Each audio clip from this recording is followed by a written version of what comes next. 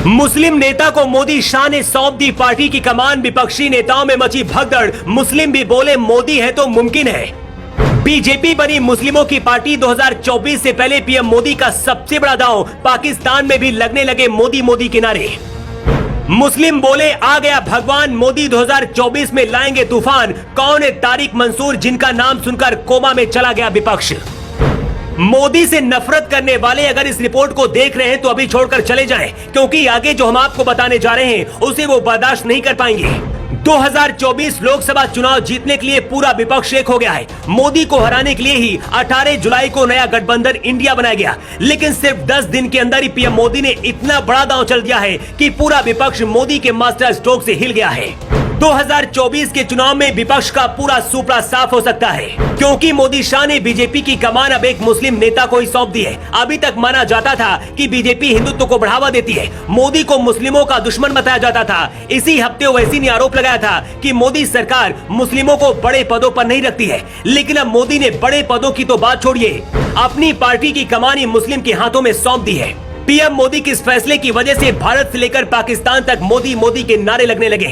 मुस्लिम खुद चिल्लाकर कह रहे हैं कि मोदी है तो मुमकिन है। मोदी शाह के आदेश के बाद जेपी नड्डा ने जिस तारिक मंसूर को पार्टी का राष्ट्रीय उपाध्यक्ष बनाया है, सबसे पहले उनके बारे में जान लीजिए।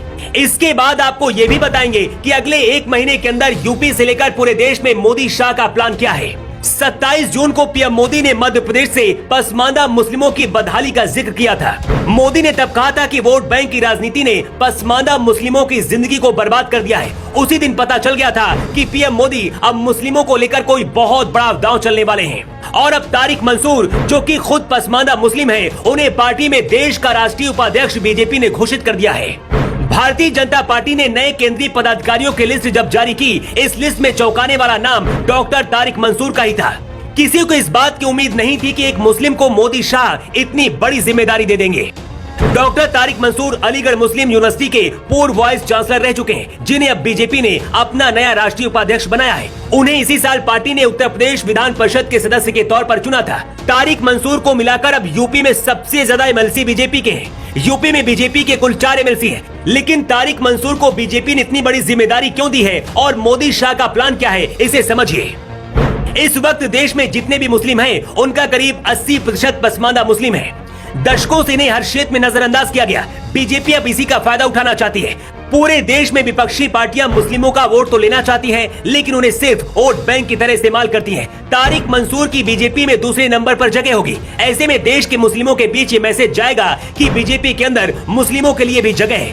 तारिक मंसूर को बीजेपी 2024 के चुनाव के लिए पार्टी का स्टार प्रचारक बनाकर पूरे देश में रैलियां और रोड शो भी करवा सकती है। अगर ऐसा होता है तो देश के मुस्लिम बीजेपी की तरफ जरूर जाएंगे। भारत में रहने वाले मुस्लिमों में 15% सवर्ण माने जाते हैं, वहीं बाकी 85% पसमानदा माने जाते हैं। मुस्लिम समाज में इनकी स्थिति बहुत खराब है। मुस्लिम समाज के उच्च वर्ग का नजरिया इनके प्रति अच्छा नहीं रहा है। पसमानदा मुस्लिम आर्थिक, सामाजिक और शैक्षणिक स्तर पर पिछड़े हुए हैं। तारिक मंसूर को राष्ट्रीय उपाध्यक्ष बनाकर बीजेपी ने जो दांव चला है, उसकी वजह से विपक्ष को लगता है कि अब सांप सूंघ गया है। लोकसभा चुनाव के लिए सिर्फ 8 महीने बचे हैं। ऐसे में पीएम मोदी का ये सबसे बड़ा मास्टर स्ट्रोक माना जा रहा है। वैसे तो अभी ये शुरुआत है। विरोधियों की नींद उड़ाने के लिए मोदी आगे और भी कई बड़े धमाके करने वाले हैं। वैसे आपको क्या लगता है, पसमानदा मुसलमान समुदाय से आने वाले तारिक मंसूर क्या बीजेपी को 400+ लोकसभा की सीटें दिलवा पाएंगे? आपकी राय क्या है, कमेंट बॉक्स पर लिखकर जरूर बताएं। द राष्ट्रहित के लिए ब्यूरो रिपोर्ट।